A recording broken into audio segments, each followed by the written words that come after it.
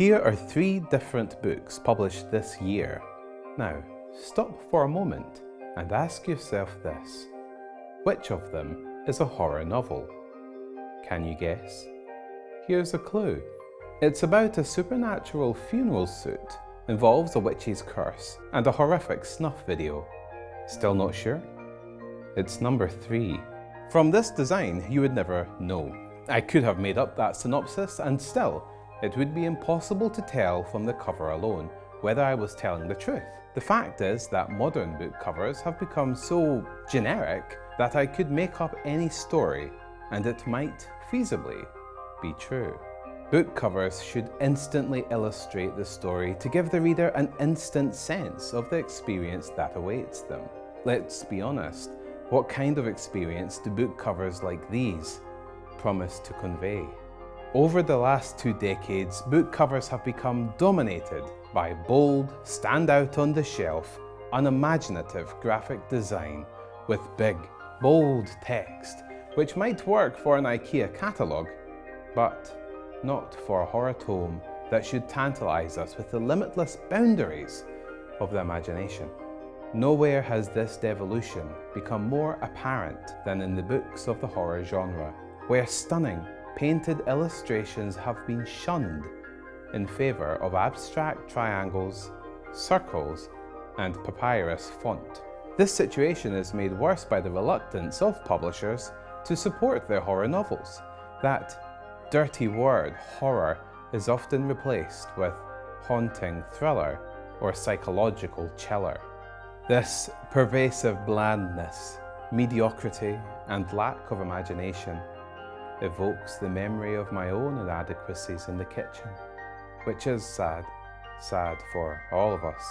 When I was a young lad, what excited me was the artwork of Robin Jarvis and his novels recounting the deadly battle for survival of a group of mice versus the religious cult of rats which worshipped a demonic cat.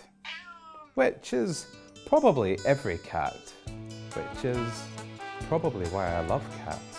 For many of you in America, it may have been the Goosebumps series by R.L. Stine that conjured the desire to open a tome and spend hours parsing through pages of text.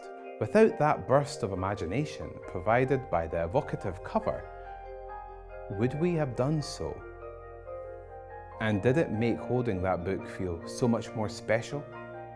I would drift from the books of anthropomorphic slaughters towards horror proper when I was hit for the first time with a palpable sense of dread upon holding a copy of James Herbert's The Dark, and even Dean Koontz novels like The Bad Place.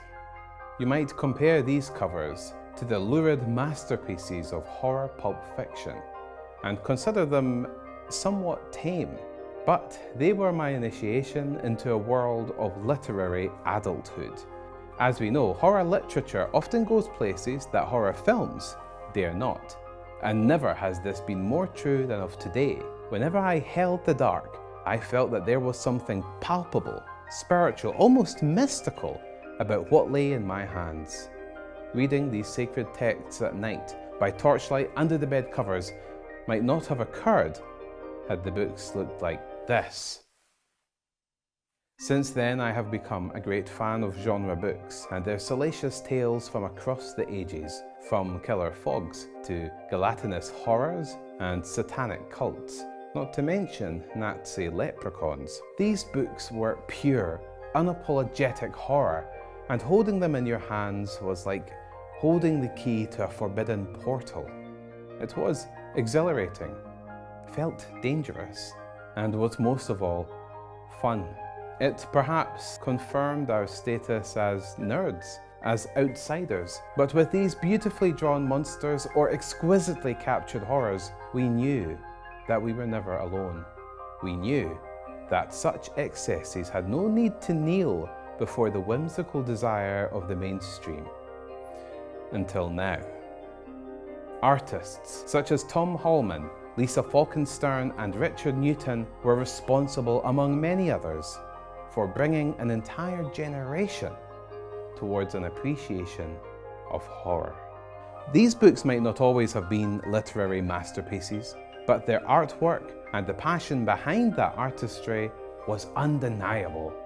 I much prefer this style, where the artistry of the prose and cover art combined to express a force of powerful imagination, instead of a graphic print in the style of today.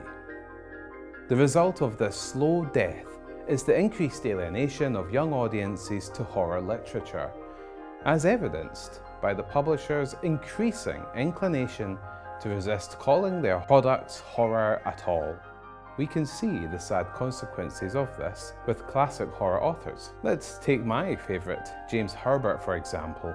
Which book cover will call to you more hauntingly from your bedroom shelf? This or that? Or how about this or that? Perhaps the best example can be found in the work of Stephen King, whose popularity of late has led publishers into a monumental battle for front cover mediocrity. Stephen King's It is now an epic thriller, set amidst the rouge clouds of a skyline reminiscent of the romance of Gone with the Wind. But that's not it.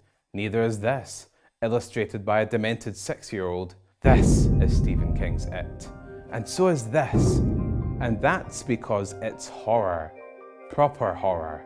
These travesties are not limited to the works of the greatest horror authors, but have also been inflicted upon the great pulp horror writers of the 70s and 80s. These books, such as James Herbert's menacing The Fog, about a poisonous mist that drives people mad, ended up looking like this.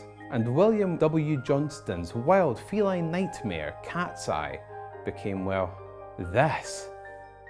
Imagine the time when you could have collected these pulp horror novels, not from a thrift store or from a used books website, but new, and not as an ebook, but as something you could hold in your hand. With graphic design, publishers today have discovered a means of making their products stand out in a busy airport bookstore, while successfully disassociating their product from the shameful nerd-only horror genre. Horror books are to them not for ordinary people, not anymore.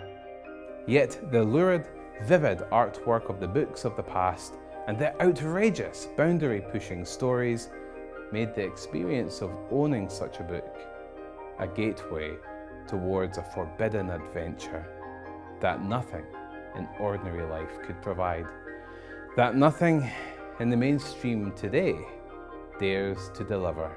The modern landscape of horror publishing makes me sad. When I look at the rows of corporatized, bland books on sale, I despair at the prospect of any resurgence in horror publishing. Are there some exceptions? Of course, but I'm talking about an undeniable trend that must be contested, that we must rail against. And there are companies doing just that.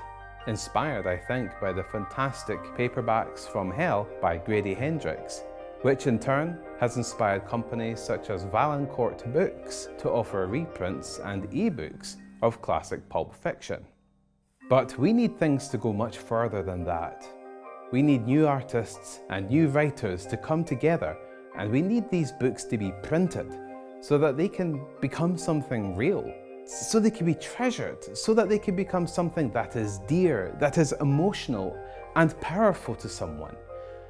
We cannot stand on the shoulders of writers and artists from 40 years ago and expect them and a few rebels to single-handedly restore the rightful place of horror as a credible and exciting literary genre. In my day job, I run a horror movie studio, and well, we produce horror movies. But me and my partner, Sarah Daly, just couldn't stand to watch the decline of horror publishing. So we set up HEX Arcana Publishing, an offshoot from our movie company. We are going to fight for the return of illustrated, painted book covers and the reprinting of classic pulp fiction. And most importantly, we are going to fight for the production of new and fearless horror writing that takes readers even further than they've gone before. HEX Arcana Publishing will focus on the production of beautiful genre books that will have a special place in the heart of any horror fan. It's not going to be easy, but we've already taken the first step, writing and producing a hardback horror volume of 18 short stories with gorgeous illustrated artwork. This book is just the beginning, and it is available on a Kickstarter we've launched to help finance our publisher. If we can reach our total goal of £20,000, which is approximately $24,500, then we'll have the means to finance new publications. We already have some great titles in mind, both old and new.